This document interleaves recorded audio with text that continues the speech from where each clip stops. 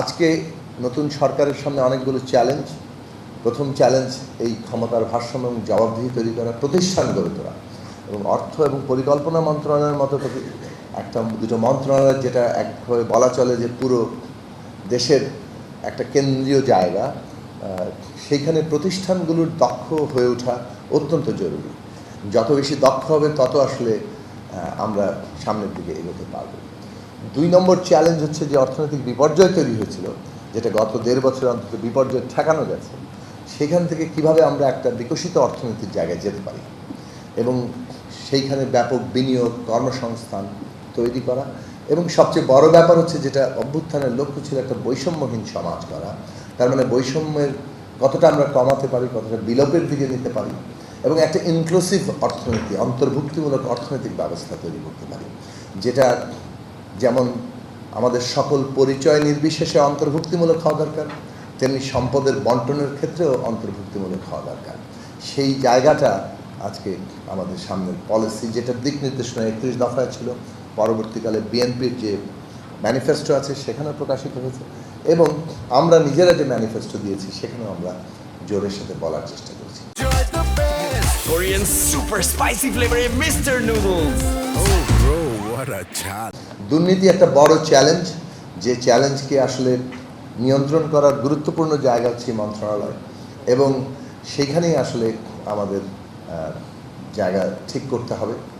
এবং আমরা কিভাবে আরও অন্যান্য চ্যালেঞ্জ তো আছেই, দেশের মানুষের নিরাপত্তার ব্যবস্থা করা, কিন্তু নিরাপত্তার একটা বড় অংশ কিন্তু মানুষ কিভাবে নিজে তার ব্যক্তিগত জীবনে পরিবর্তনটাকে দেখবে, তার নিজের কিভাবে আয়ের সম্প্রসারণ করবে।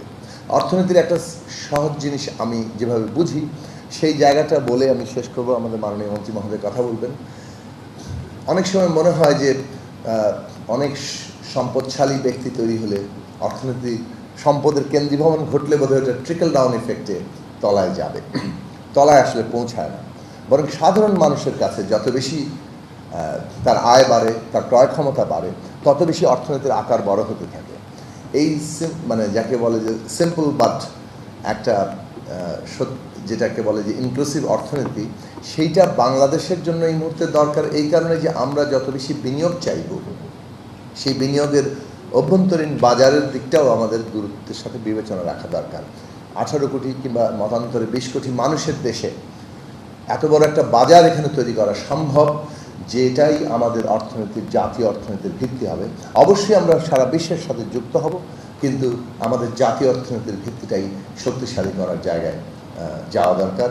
তো সেই দিক থেকে এটাই বলবো যে আমরা সবাই মিলে, আপনারা নিশ্চয়ই আপনাদের দক্ষতা, আপনাদের যোগ্যতা দিয়ে এই মন্ত্রণালয়কে, এই নতুন নেতৃত্বকে সফল করে তুলবেন, এবং মাননীয় অর্থমন্ত্রী তার দীর্ঘ যে অর্থনীতি সম্পর্কে তার ধারণা এবং তার ব্যবহারিক